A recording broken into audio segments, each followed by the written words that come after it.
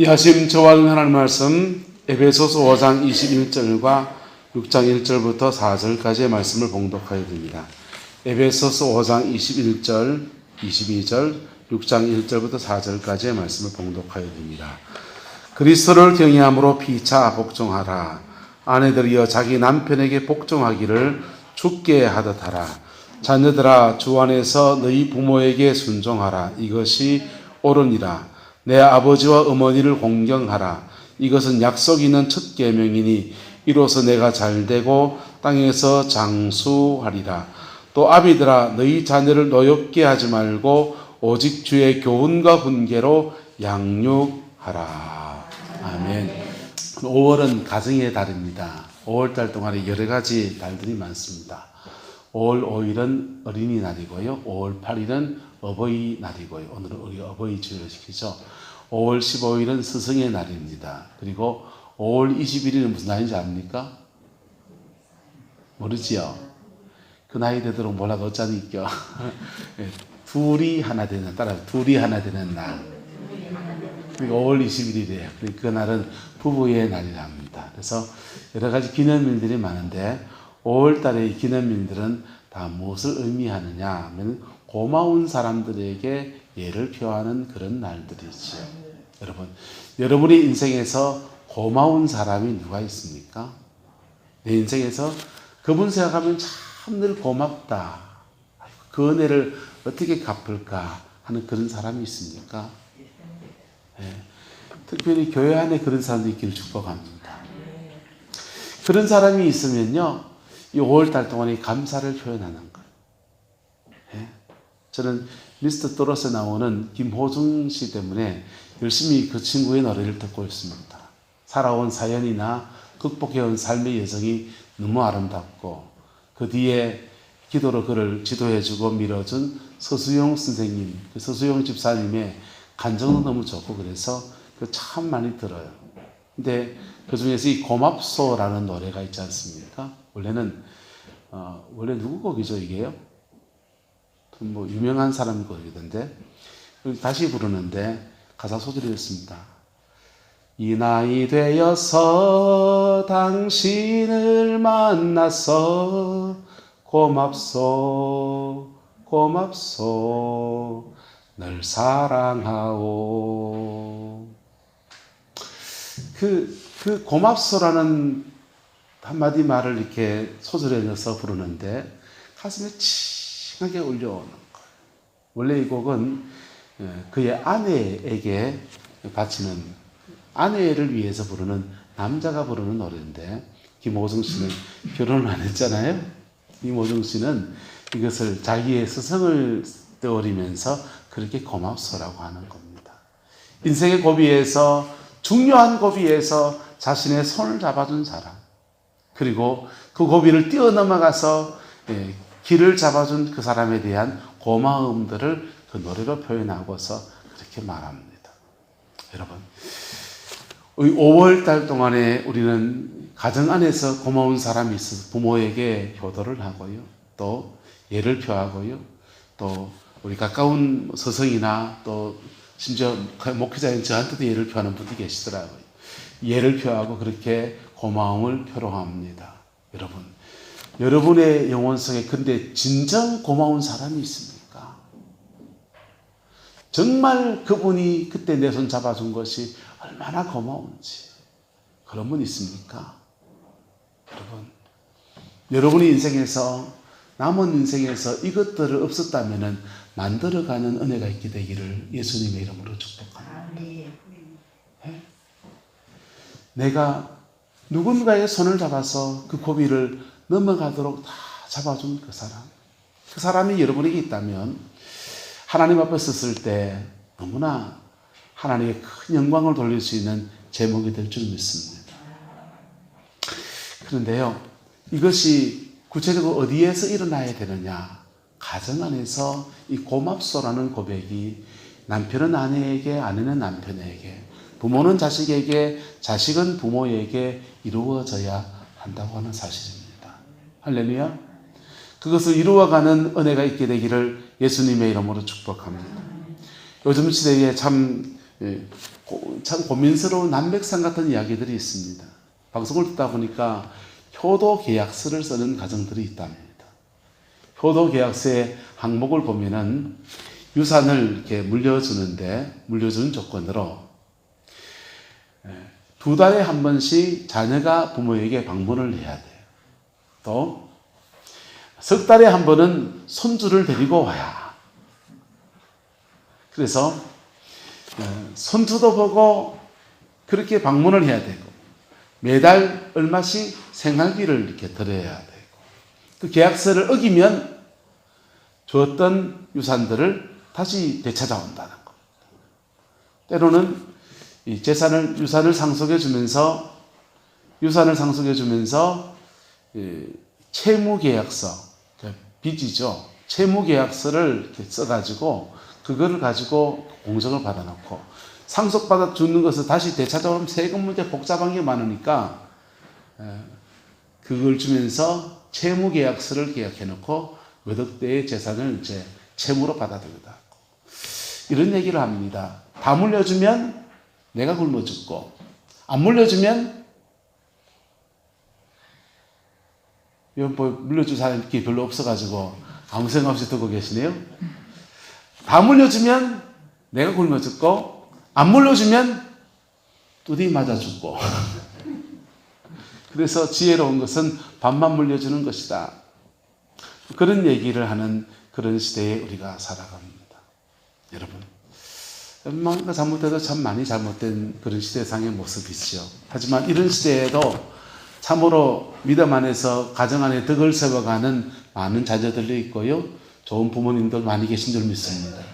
구룡포에서 목회하면서 참 도전을 받는 거는 저분은 불신자기도 해요.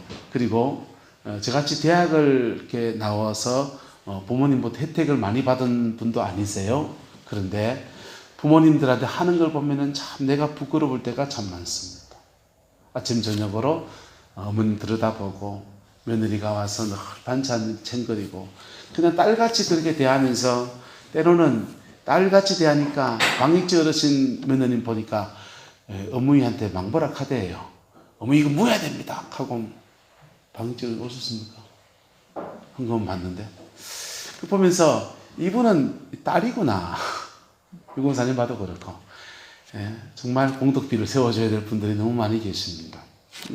부럽기도 하고 귀하기도 합니다. 여러분 가정 안에서 고맙소 늘 사랑하오 이 고백들이 여러분의 가정에 울려 퍼지게 되기를 예수님의 이름으로 축복합니다.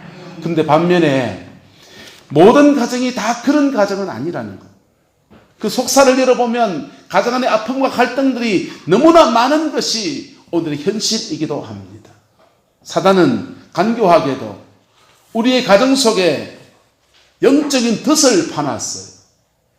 그래서 가정 안에서 어두운 일이 일어나고 가정 안에서 죄가 흘러내려가고 가정 안에서 원수의 공격들 속에서 무너져 버리고 겉으로는 멀쩡한 것 같은데 무너진 가정, 겉으로 봐도 무너져 있고 안으로 봐도 무너져 있는 가정도 이 시대에 굉장히 많다고 하는 사실입니다.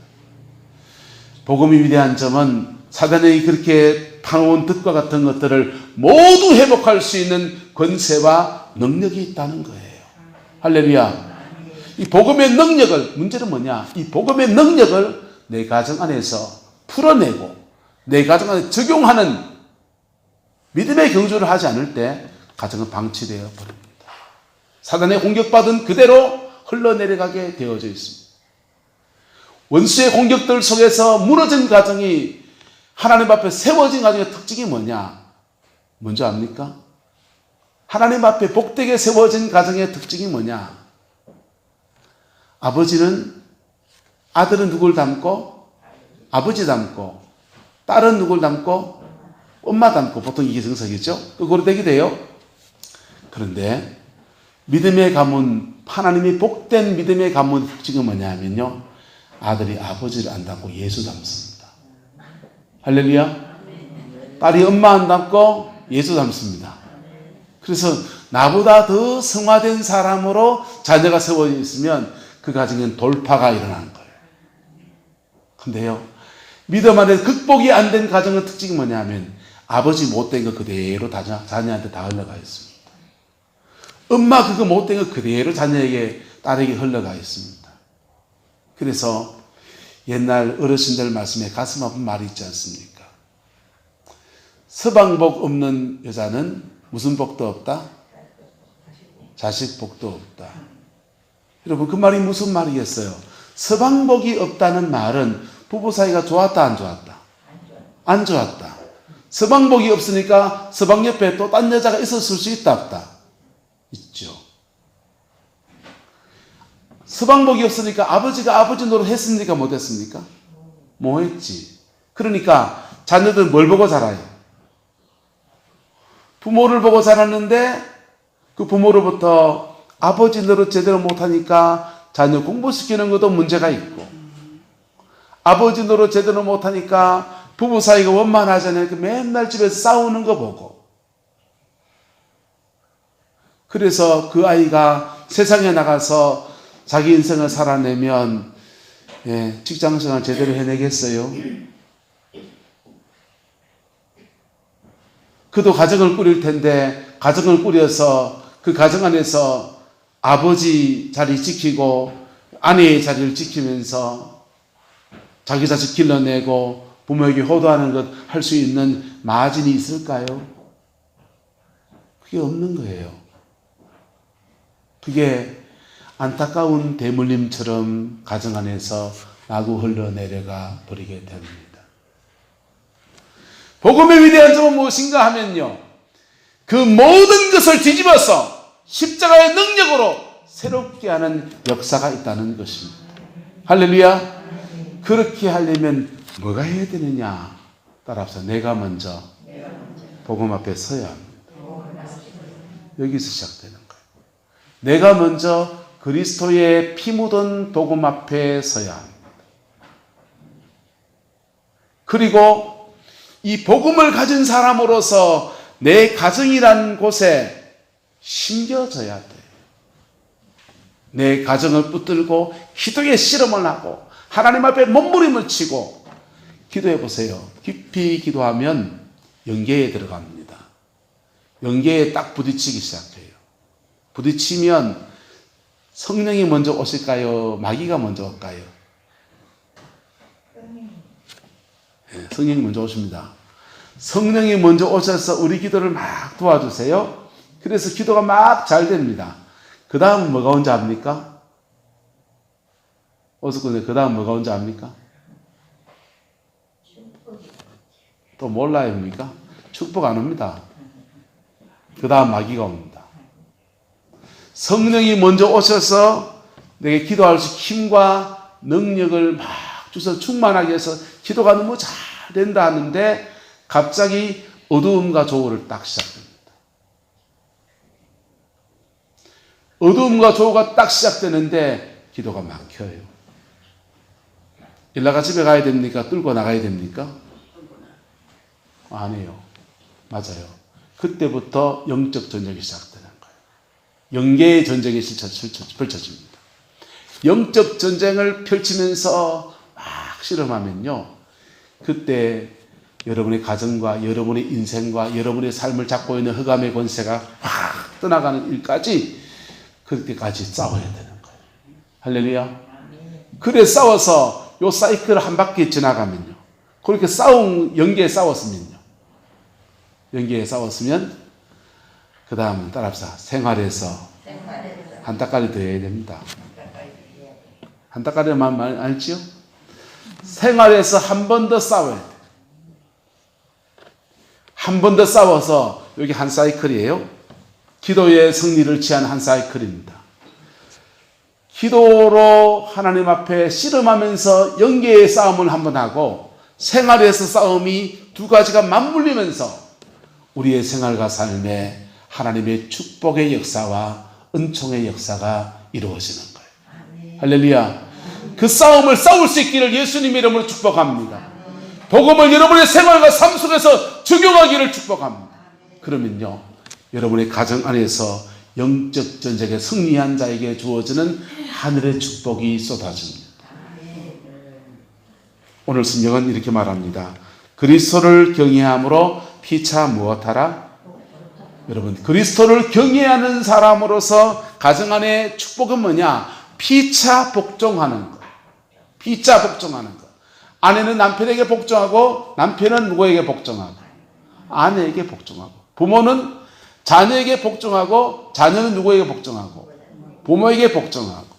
그렇게 서로 복종하는 관계를 남편과 아내 사이에서는 사랑이란 말로 표현했고, 부모와 자식 관계는 순종이란 말로 하고, 교훈과 훈계로 양육하라는 말로 그렇게 표현해 놓은 것입니다. 예수님 안에서 서로 복종하는 관계, 서로에게 서로를 줌으로써 하나가 되어지는 복음의 아름다운 역사, 그 여정을 걸어가는 은혜가 있게 되기를 예수님의 이름으로 축복합니다. 그렇게 나갈 때 우리의 가정 안에는 이 복음이 구체적으로 열매로 나타나기 시작합니다. 모든 그리스도인은 자기의 삶을 걸고서 세 가지 열매를 맺어야 된다고 말씀을 드렸어요. 첫 번째는 따라합시다. 내가 열매해야 합니다. 내가 열매해야 돼. 예배당 안에 불신자들이 꽤 많이 있습니다. 정피터 목사님 사위 되신 분이 미국에서 목회를 하는데 부임을 해서 첫 번째 설교를 하면서 복음 설교를 했습니다. 그리고는 오늘 이 말씀을 듣고서 예수님을 믿기로 작정한 사람들은, 영접하기로 소망하는 분들은 자리에서 일어나 주십시오 초청을 한 겁니다. 그랬더니 500명이 모이는 그 교회인데 교인들 중에서 20명 정도의 교회 성도들이 자리에서 일어났습니다. 장로님들하고 교회 중직자들이 깜짝 놀랐습니다. 우리 교회 안에 예수님을 영접하지 않은 사람이 20명이 되었단 말인가? 충격을 받았어요. 여러분, 예배당 안에 여기 앉아있다고 다 성도가 아니에요. 예수님 앞에서 거듭나야 합니다. 할렐루야. 그래서 그게 내가 열매인 겁니다. 내가 열매인 사람. 그게 알곡과 가라지 얘기잖아요. 두 번째, 가정이라는 공간 안에서, 공동체 안에서 믿음의 열매를 맺어야 합니다. 할렐루야. 가정이라는 공동체 안에서 믿음의 열매를 맺으려면, 내가 열매가 되려면 피 묻은 십자가 앞에 깊이 나가는 정직하게 나가는, 깊이 나가는 그 중심이 필요합니다. 가정이라는 공동체 안에서 열매를 맺으려고 하면, 가정이라는 공동체의 열매는 화목이에요. 뭐라고요? 화목. 그래서 가정 안에서 여러분이 화목의 제물이 돼야 돼. 하나님의 미랄이 돼서 화목의 제물이 되고, 그것이 화목이 이루어질 때의 축복은 뭐냐? 시편 133편은 말해줍니다. 형제가 연합하여 동거함이 어찌 그리 선하고 아름다운고, 머리에 있는 보배로운 기름이 아론의 수염에 흘러서 그의 옷깃을 적신 같고. 이거는 제사장의 축복, 영적인 축복을 말하는 거예요. 헐몬산에 이슬이 내려와서 시온의 산들을 적시고 모든 작물들이 자라게 하는 것 같다고 했어요. 그거는 이 땅에 사는 기름진 복입니다. 하늘의 복과 기름진 복이 가정의 화목이란 터 안에서 부어지는 거예요. 여러분의 가정 안에 이것을 이루어가는 믿음의 아름다운 걸음들이 있게 되기를 예수님의 이름으로 축복합니다. 그거 누가 하느냐? 알곡이 된 사람, 신앙 안에서 알곡이 된 사람이 그의 가정 안에서 하늘의 미랄처럼 썩어질 때 그 일이 일어나는 거예요. 나도 알곡이 아는데 집에 가서 잘해야지 작심 며칠 가겠습니까? 오래 가지가 않아요. 내가 알곡이 아닌데 가정 안에 썩어질 미랄이 되겠다. 그렇게 오래 가지 않습니다. 가족 간의 관계는 여러분, 나이가 들어서 제가 느끼는 거는요, 어렸을 때 친구들하고 싸우면 그 다음날 또 만나서 화해하고 딱지치기 하고 오징어 가셈하고 비석치기 하고 또 놉니다. 맞습니까? 맞습니까? 그런데 나이가 들어서 누구하고 비틀어지면요, 안 만나면 그만이에요. 안 만나면 그만이에요. 뭐 불편하게 자꾸 만날 필요 뭐 있어요. 그래서 옛날 그 지냈던 사람들이 세월이 지나고 나니까 점점 더 한 명씩 한 명씩 잘려나가고 10명밖에 안 남더라고요. 그런데 가정이라는 울타리 안에서 사람들의 마음이 빗겨져 나가면 그때 안 만나면 됩니까? 안 만날 수 있습니까? 살 빗기고 또 살아야 돼요. 그래서 그때부터는 뭐 해야 되냐면 따라서 사랑을 노력해야 됩니다. 여러분의 그 사랑을 노력해야 돼. 예? 보혈의 피를 의지해서 용서도 해야 되고요. 예? 서로 같은 취미를 갖추기 위해서 각을 맞추어 보기도 해야 되고요. 같은 고민을 신앙 안에 풀어보려고 노력도 해야 되고요. 할렐루야. 그런 과정들이 다 하늘의 미랄이 썩어지는 과정 같은 것입니다. 그렇게 나갈 때 가정 안에 화목이라는 열매가 맺어집니다. 특별히 어른이 된 여러분들에게 권고합니다. 한 따라 합시다. 어른이 될수록 지혜로운 사랑을 해야 합니다. 특별히 여러분 어버이 주일을 맞이해서 자녀들 중에 여러분 자식 키워보면 우리 어머니 늘 그러시대. 10손가락 깨물어서 안 아픈 손가락 없다. 그랬는데 10손가락 깨물어서 안 아픈 손가락은 없지만 반지 끼는 손가락 다르고 약지 그무는 손가락 다 다르고 약속 거는 손가락 다 다르듯이 마음에 더 통하고 더 친하고 더 가까운 자녀가 있을 수 있습니까? 없습니까? 있을 수 있죠. 특별히 자녀들은 그렇지만 들어온 사위나 며느리들 중에서는 더 가까운 사람, 더 친한 사람이 있을 수 있습니까? 없습니까? 그때 여러분이 지혜로운 사랑을 해야 합니다. 할렐루야. 그 지혜로운 사랑으로 노력해 나갈 때 가정이라는 공간 안에서 화목이라는 아름다운 열매가 맺어지고요. 이 화목의 열매에 하나님이 축복하셔서 아란의 옷깃의 축복과 시흐몬의 산들에 내려지는 이슬의 축복들로 쏟아지게 되는 것입니다. 그 복을 일구어가는 믿음의 여정을 저와 여러분이 걸어갈 수 있게 되기를 예수님의 이름으로 축복합니다. 그러다 힘이 떨어지면 하나님 앞에 나와서 은총을 구하세요. 하나님 앞에 나와서 은총을 구하세요. 나는 부모로부터 사랑도 받은 것도 없다. 난 부모로부터 아무것도 챙긴 것이 없다. 나는 정말 그와 같이 살았습니다. 그런 분들은요, 대박입니다. 왜냐하면 하나님은 육신의 아버지 부모님을 우리에게 주셨지만은 그 육신의 아버지 어머니는 사실은 하나님 아버지가 그분이 하실 그 역할을 대신하라고 보낸 거예요. 그런데 육신의 아버지로부터 받지 못한 것이 있다면 누구한테 구하면 됩니까? 하나님 아버지. 그분한테 청구하는 거예요. 왜? 그분이 원래 해야 될 역할들을 이 땅에 부모를 통해서 했게 됩니다. 그래서 육신의 부모님으로 안 채워진 것들을 하나님 아버지 당신이 날 채워달라고 하면요, 그분은요 우리 아버지가 채워주지 못한 거 다 채워주십니다. 그분으로부터 넉넉한 은혜를 공급받고서 우리의 가정과 삶의 터 안에서 새로운 가문의 역사를 만들어가게 되기를 예수님의 이름으로 축복합니다. 그분으로부터 넘치는 은혜를 받아서 우리 가정과 삶의 자리 안에서 새로운 믿음의 가문이라고 하는, 주님의 은총 속에 새롭게 세워지는 가문이라고 하는 놀라운 복을 만들어가게 되기를 예수님의 이름으로 축복합니다. 목회를 하면서 저게 아쉬움이 있죠. 부모님이 예수 잘 믿는 목사님이나 예수 잘 믿는 장로님이나 그런 분이면 제 목회가 더 많이 꽃을 필 텐데 그런 생각을 하지요. 그런데 제가 이제 목회를 하면서 제 아들이 이제 제 뒤를 따라서 목회를 하지 않습니까? 그 아이를 보면은 또 다른 마음이 생기는 거예요. 또 다른 마음이 생기는 거예요. 나는 내 아이를 위해서 오늘 내가 어떻게 살 것인가? 나는 내 아이를 위해서 오늘 어떻게 살 것인가? 오늘 어떻게 주를 섬길 것인가? 이런 고민을 합니다. 왜요? 하나님은 사람들을 보니까 그래요. 하나님은 참 정확하시더라고.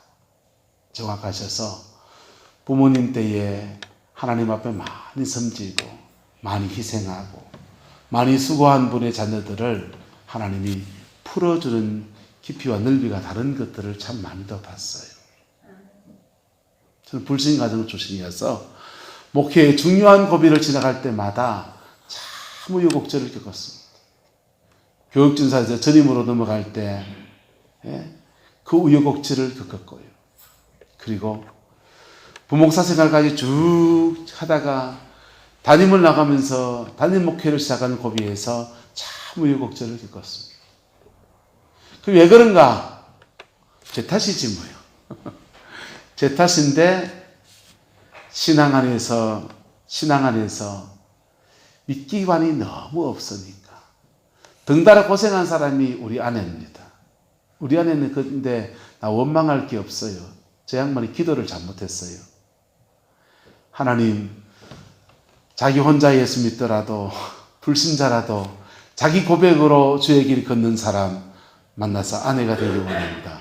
그 기도를 했거든요. 자기 발등 자기가 찍은 거라요. 그런데요, 어쨌든 저도 제 가정에 당대 믿음으로 이만치 틀을 만들어 왔습니다. 아직도 제가 정리하지 못한 것도 있겠고 어떤 것들은 정리가 된 것도 있고 그렇겠지요. 여러분의 가정의 믿음의 틀 안에서 정말 믿음의 역사를 만들어가는 그런 세대를 길러내고 그런 세대를 세워가는 그 은혜가 있게 되기를 예수님의 이름으로 축복합니다. 새로운 믿음의 가풍을 교회 안에서 만들어가는, 여러분의 가정 안에서 만들어가는 그 은혜가 있게 되기를 그리스도의 이름으로 축원합니다. 그럴 때 여러분은 내가 열매일 뿐 아니라 우리 가정 안에서 자녀라고 하는, 믿음의 자녀라고 하는 놀라운 열매를 얻게 될 것입니다. 세 번째 맺은 열매는 여러분이 맡겨준 일들 속에서 열매를 맺어야 합니다.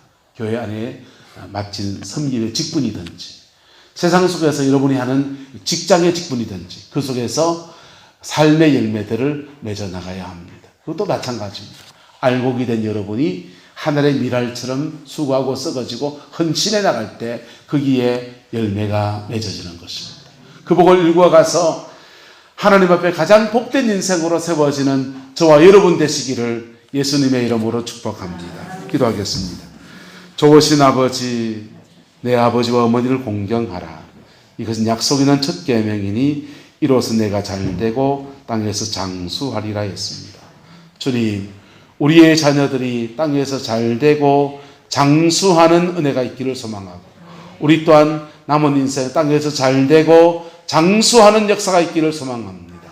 아버지 하나님, 가정 안에서 마땅히 해야 될 것들을 행하는 저희들 되어지게 하옵시고 복음의 능력 앞에서 그리스도인답게 살아내는 은혜도 있게 역사해 주셔서 남은 인생 가장 복된 열매를 맺어가는 은혜가 있게 축복하여 주옵소서. 여호와께서 함께해 주시기 원합니다. 지금은 우리 구주 예수 그리스도의 은혜와 우리 하나님의 그 크신 사랑과 성령 하나님의 내주 교통하시며 오늘 주의 말씀 앞에 순종하여서 자녀를 사랑하고 또 부모를 공경하고 및 어른들을 공경하며 모든 관계 속의 복을 일구어 가기 원하는 성공의 모든 성도들 위에, 자녀손들 위에, 모든 권속들 위에 지금부터 영원토록 함께 계시기를 간절히 축원하옵나이다. 아멘.